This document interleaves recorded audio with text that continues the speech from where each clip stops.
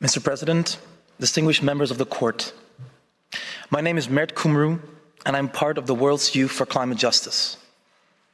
I have the honor today to address you on behalf of the youth of all countries that are part of the Kingdom of the Netherlands. It's time that we acknowledge the fact that thanks to the leadership, resilience, and stubborn optimism of young people, we are gathered here for these historic hearings in a city of peace and justice. The lives of both generations, present and future, will be influenced by the outcome of this advisory opinion. We inherit a planet that is on fire. Thus, it only makes sense to pursue an intergenerational approach to an intergenerational threat.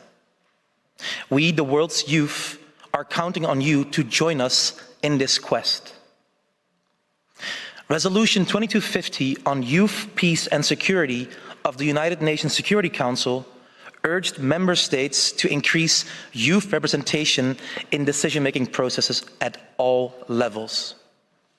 Youth are not merely the victims of the climate crisis. We are also the active agents of peace that seek to change the course of history for the benefit of all, to safeguard the rights of future generations.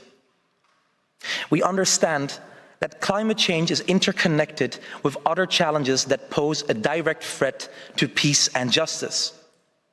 The realm in which these hearings take place therefore transcends the climate discourse and extends to the question of the enjoyment and protection of our human rights.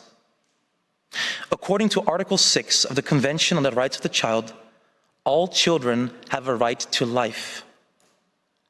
This right imposes upon the member states the obligation to take special protective measures necessary to prevent and reduce child mortality from climate change.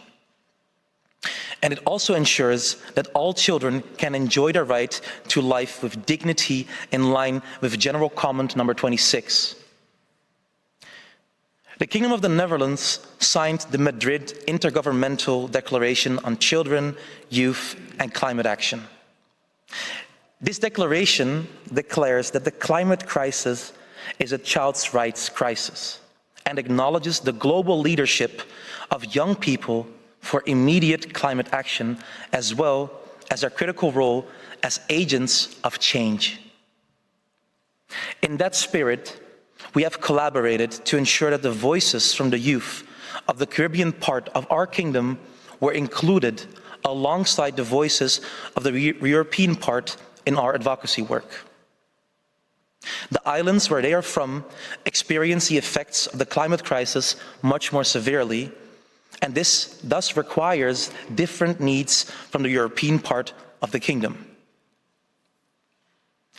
Mr. President, distinguished members of the court, we are seeing an exponential increase in the severity and frequency of climate-related catastrophes.